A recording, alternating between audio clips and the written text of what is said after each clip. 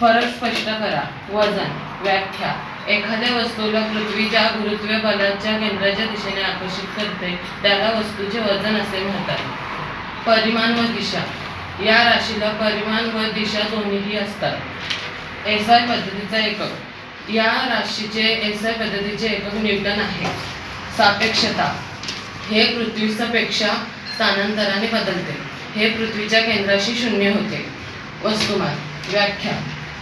एखाद्या वस्तूचे वस्तुमान हे त्याच्या वस्तूमध्ये असलेल्या द्रव संचयनाचे मापन होय. परिमाण व दिशा.